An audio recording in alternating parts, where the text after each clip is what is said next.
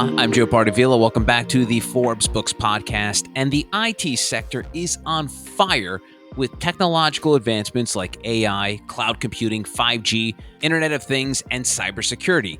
These advancements are shaking up the way businesses run their operations. Sadly, some companies overlook the potential of their IT team on their growth, missing out on the benefits of an IT-driven growth strategy. This week, I've invited a couple guests who are determined to change that mindset.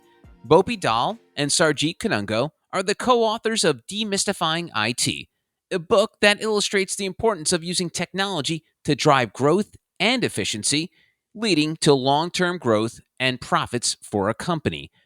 Bhopi currently serves as CEO, while Saurajit is the president at CG Infinity, a Texas-based IT consulting firm with a customer-focused approach that fosters innovation and shapes the future. Bhopi, welcome to the podcast. Thank you. And Saurajit, welcome aboard as well. Thank you. Happy to be here. So I want to start with you, Bhopi, because I felt like when I was reading your bio, there was a typo. It said that you worked with Texas Instruments from 69 to 97. Was that 69, like the year 1969? Yes. What was computing and technology like in 1969? I think computing was probably had made some advance, a lot of advance. The first computer I used it was in Michigan Tech when I came to US in 1967. I already had my bachelor's in electrical engineering from IIT Bombay, but in 1967, I came to have a master's degree at Michigan Tech, and I did not have the pleasure of having a programmable computer at even IIT in Bombay. But in Michigan Tech, they had IBM 1620. And there were two high-order programming languages. One was called Fortran, the other was called COBOL. Computers were designed to compute. Yeah. So, Fortran is a formula translation. That's what it stands for scientific formulas. And COBOL is also a computer operating business language. These are all IBM's languages they created. They are the high order languages. The biggest problem computers had that day was electronics had not advanced.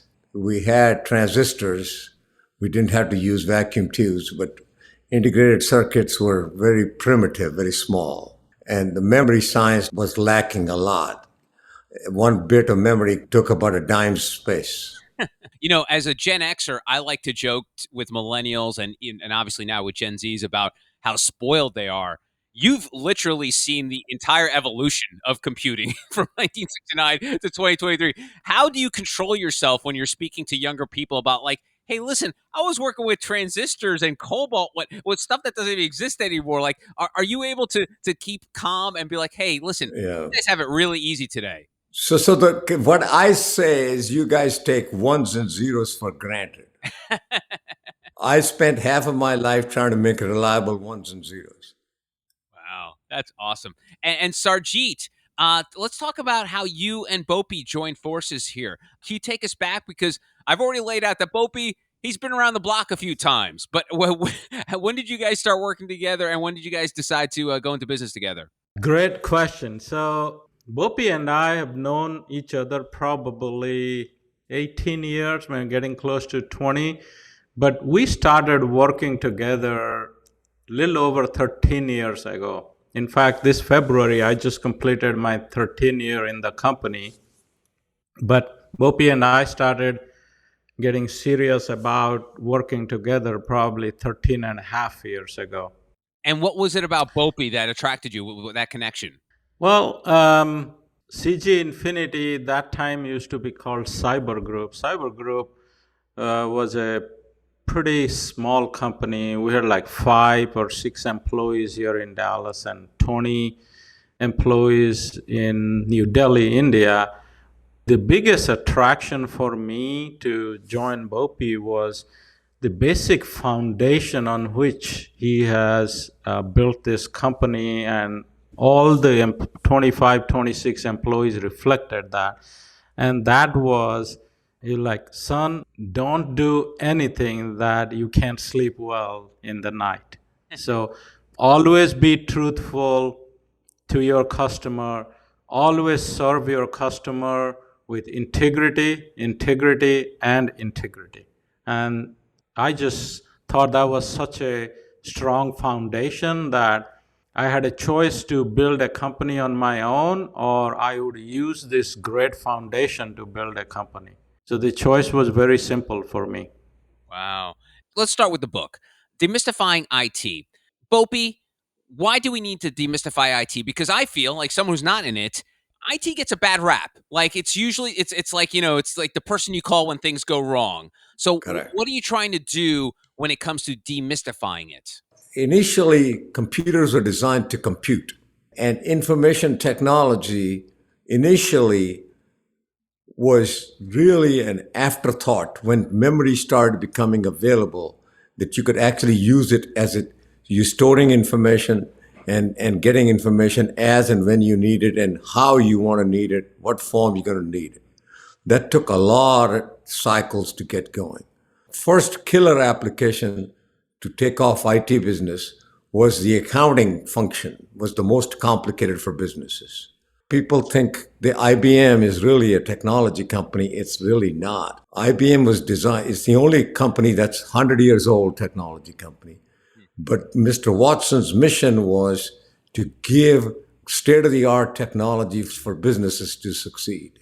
They used to have typewriters, the IBM, the Hollerith machine, the key punch machines, all that stuff was all business machines. So the first killer application for a general purpose computer programmable, when they developed COBOL language, was to come up with an accounting function. And that's what they sold. That's why all the accounting firms, if you look at it, they are the biggest IT companies, right? Andersen Consulting, as an example, right? Arthur Andersen was the biggest accounting firm. Every company which was worth something, Andersen Consulting did their auditing.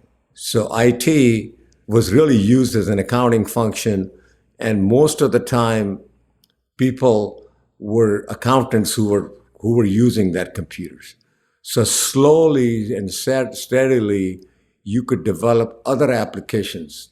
The next one was human resources. You record the information. The HR function is basically all information about the employees you have and all the stuff you do. So slowly and steadily, IT took off as and when memory became almost free. But the problem is most of the companies who buy computers initially in 60s and 70s, that's why Texas Instruments and IBM had a very interesting relationship. IBM was TI's biggest customer and TI was IBM's biggest customer. Because we were in defense business, and accounting is not only just accounting. For us to write complicated proposals, you have to come up with some way to cost estimate because it's very complex operations. So IT became synonymous with accounting for a long time. Slowly HR functions and customer relationship functions and so on and so forth, they come later on. But the real problem is IT guys have very much trouble explaining what IT can do today in simple terms in a boardroom, for example, right? They go into this ditch that nobody understands. And if, I tell those guys, if you cannot sell your wife what this thing does, then you don't understand how to talk. Yeah, and it's funny with Saurajit, when I've spoken to folks in the industry, whether it's cyber, folks in the CTO suite, it's that communication piece where a lot of folks feel like, hey, I need to show how smart I am, so I'm going to use a lot of acronyms and these really large words that need a lot of explanation. Talk to me about communicating the importance of IT. How important is that, and how do you become better at that? Because as you know, the IT people in the IT industry, they're brilliant. They know what they're doing, but sometimes they just don't know how to communicate what they do. Yeah, bingo. So, Joe, you're absolutely right. But I want to take a step back and actually give you a little bit more an opportunity viewpoint. Okay. What I am observing in the marketplace today, there are two sets of companies that have been very successful in leveraging the power of IT. there are some of the big companies, for example, Amazon, Netflix. Is Amazon a retail company or a technology company?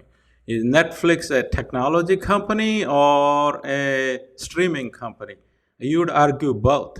And same spirit, you look at some of the startups, maybe Silicon Valley or some other big startup, they're pretty much starting, in their garage or in their kitchen and purely building companies on technology platforms and becoming a Fortune 100 company. Facebook is a great example of that.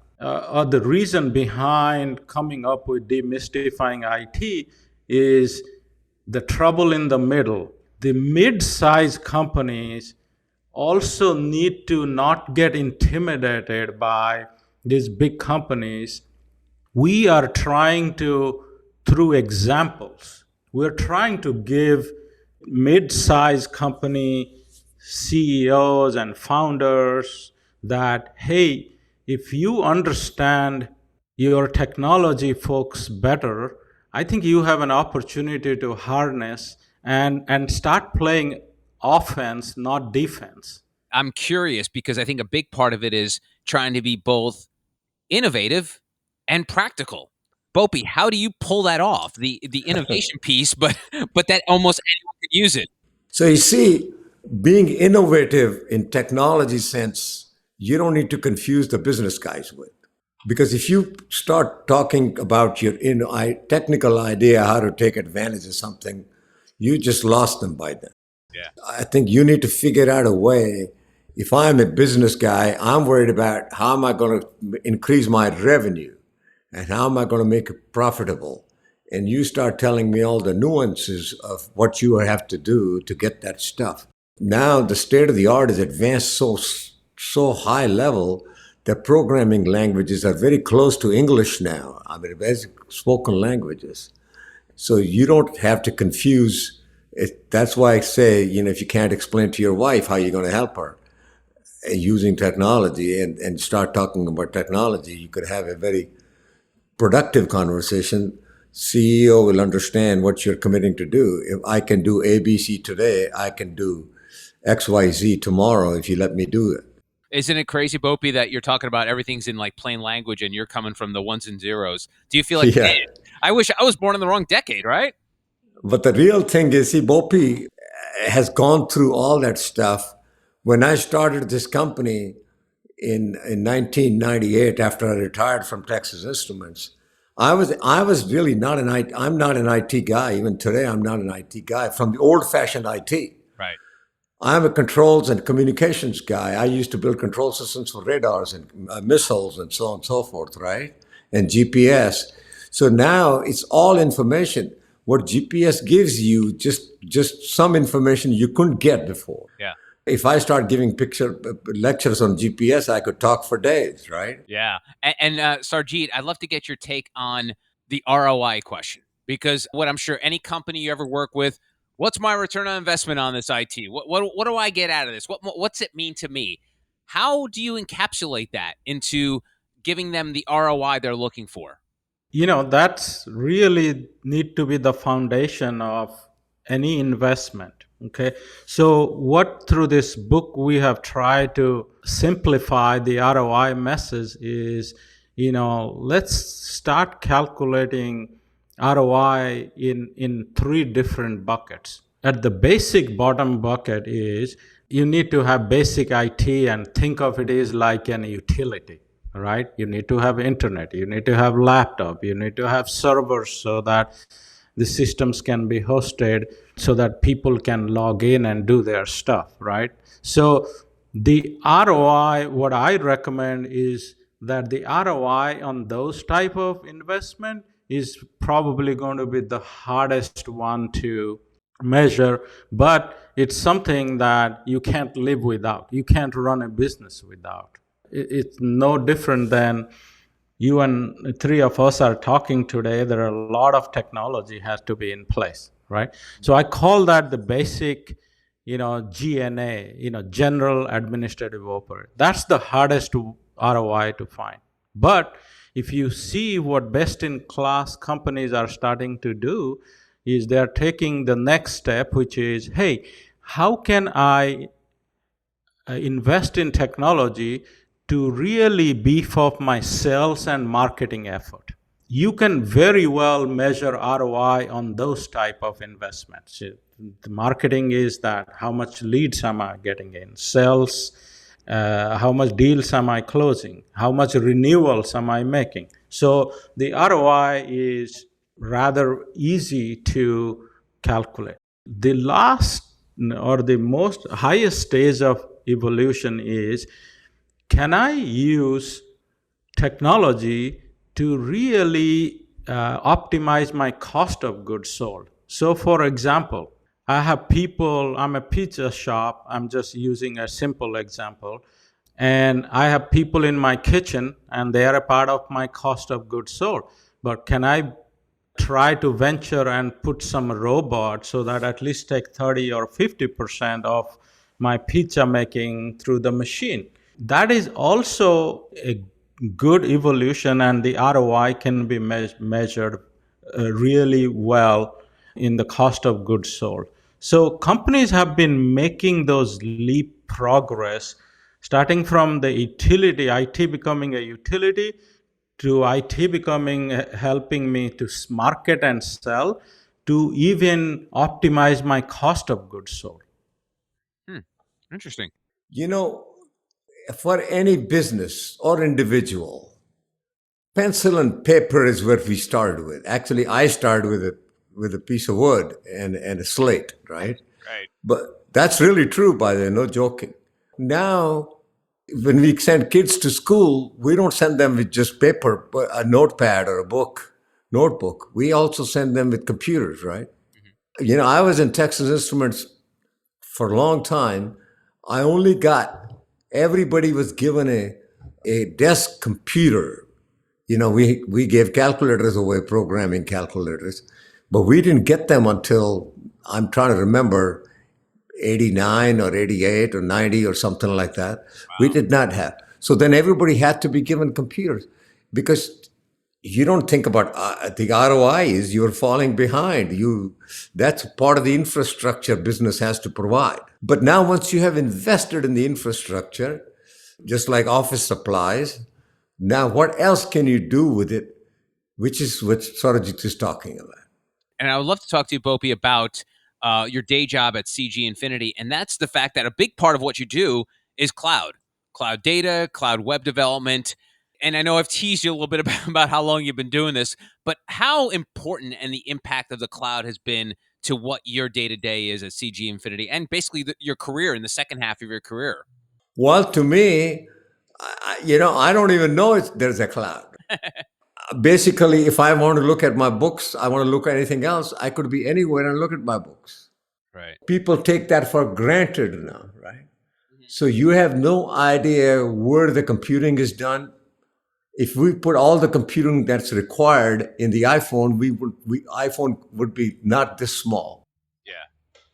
And Saurajit, how have you seen the maturity of cloud change the landscape of IT? What have you seen? Well, significant impact, right? Like Bhopi says, it used to be a dream to have employees work from anywhere. Like we had to put so many clusters of servers in our own data centers and have so many other softwares wrapped around, and people would remotely log in, and it just no different than pulling teeth. The interesting opportunity that cloud has brought to us is that we're rather a mid-sized company with 400 employees, but our employees are in 10 states here in United States and in New Delhi, India. We don't even have to think about who is where. Cloud made that a possibility, and we all survived and thrived through COVID. We have to give cloud a lot of credit for making that pivot happen in a fairly short amount of time. And with the book and your upcoming podcast, you talk about trying to help folks not leave anything on the table if they're not maximizing IT. So, Bhopi, tell me about what's being left on the table. What are people doing wrong, or what are they forgetting to do that they're leaving behind? There used to be Henry Ford. You heard of Henry Ford, right? Yeah, the car guy. Yeah. Okay, so the car guy, what he did was he came up with mass production so every person could afford a car, right? Now, with what technology lets you do today, is you can do mass. We call it mass customization is the term, or there's another genius guy we're working with. He called it e-retail. Retail. What does he call it, Saurajit? What's he call it? Me-tail economy. Retailing. In other words, if you know Bhopi's characteristics, how he behaves, all that stuff, you can propose him something he would love to buy.